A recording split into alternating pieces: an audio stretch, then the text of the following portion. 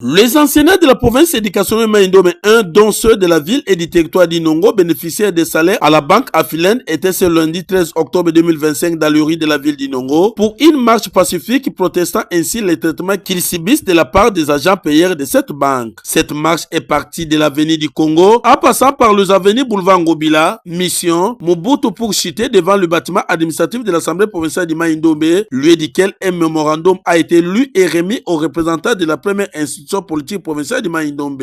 Dans les déclarations lues par M. Gédéon Fouba Boniane, porte-parole des circonstances, rameaux, banderoles, mémorandums et autres papiers à main pour exprimer les ras-le-bol, ces derniers ont désavoué les comités de l'intersyndical pour corruption et malléabilité avant de donner un ultimatum à la banque Afilène pour la régularisation de leurs salaires. Après analyse et débat, l'Assemblée générale a résolu de la manière suivante. La déchéance sans délai, ni condition du comité de l'intersyndical provincial Maïndombe 1. C'est à cet effet, Bolabi Koula Roger et son équipe sont déchus et n'ont plus qualité à nous représenter, défendre et à faire le pont auprès des autorités compétentes. Sachant que M.